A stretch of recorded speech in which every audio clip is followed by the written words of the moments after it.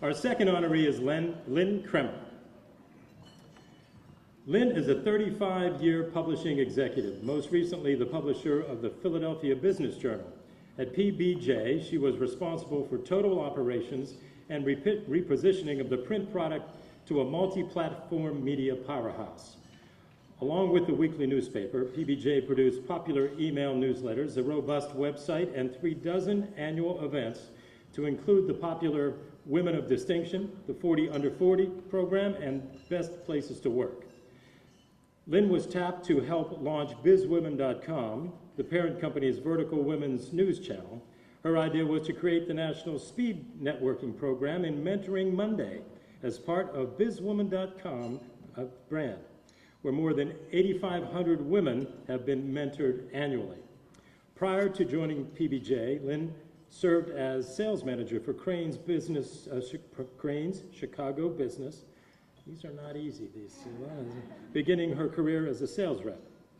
Through her passion for cultivating new business prospects, Lyn took the smallest account list and increased it to become the #1 territory in the office.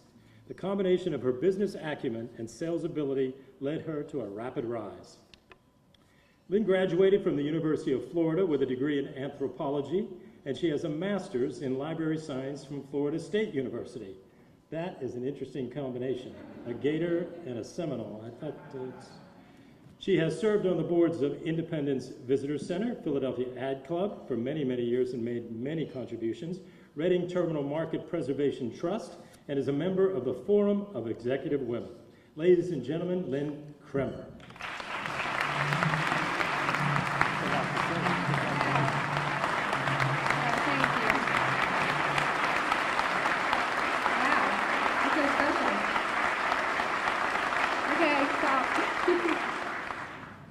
Trust me, you don't want to hear me sing, and if you saw Seinfeld when Elaine was dancing, you get the picture, right?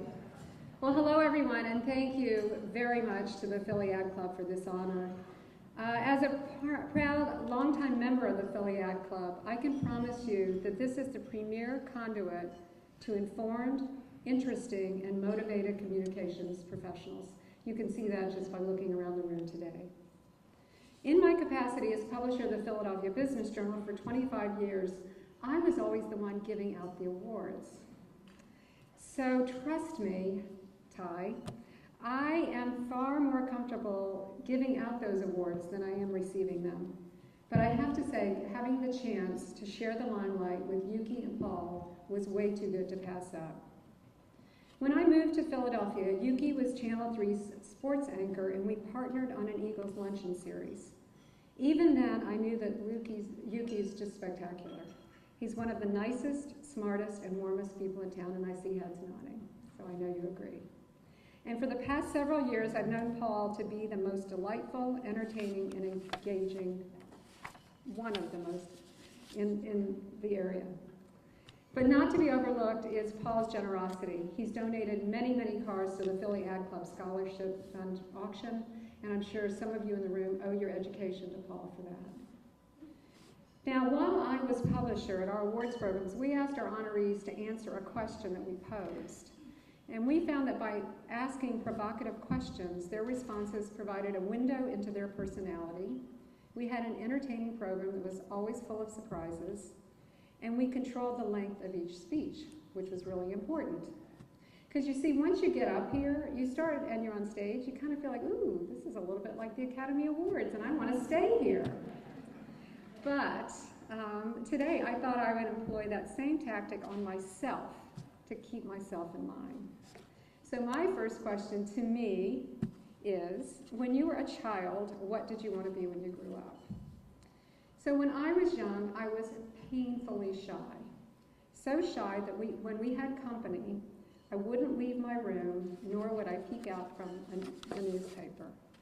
I was a voracious reader and loved learning and gathering information. So my dream was to become a librarian. I even made a bookmobile out of a wagon, and I pasted those little checkout cards in the backs of the books. Anybody remember those days? So for the first 8 years of my professional life, I was a very happy public librarian.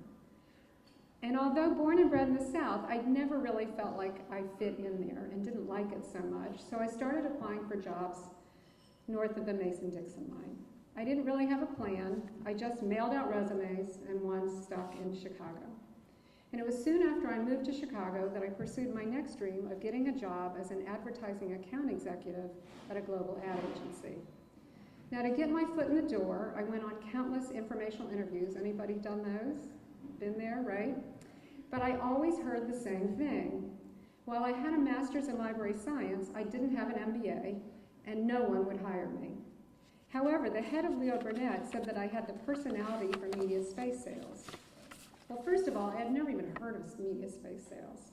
And when you're a librarian and somebody says you should go into sales, that's a little puzzling. However, he encouraged me to investigate sales as a career, and I really liked what I found. So one of the biggest sales that I ever closed was when I convinced a Crane Communications publisher to hire me, a librarian, for a sales job. And that was after I walked into his office without an appointment and literally cold called him. I believe what set me apart in my sales position at Crane's was my work ethic. I was at the office 6 days a week, but also that love of reading, because that's how I prospected for new accounts and grew my territory. After 4 years, I was elevated to sales manager, where I became responsible for a whole team. While working and living in Chicago for 8 years, I networked with the owners of the Philadelphia Business Journal. They thought I'd be a good fit for the publisher position here, so they relocated me, and I've never looked back. And by the way, networking never stops, right? You do networking for life. And shameless plug for the ad club, this is a great place for networking. So after working for so long and at my current station in life, I'd like to ask myself question number 2, what would you tell your younger self? So I might start by saying, don't be so focused on what others think about me and to embrace my inner quirkiness. Or as Ralph Waldo Emerson said much more eloquently, to be yourself in a world that is constantly trying to make you something else is the greatest accomplishment. At a time when my high school girlfriends were excited about wearing nylon stockings, now this was before pantyhose and Spanx were even invented, I was still in knee socks.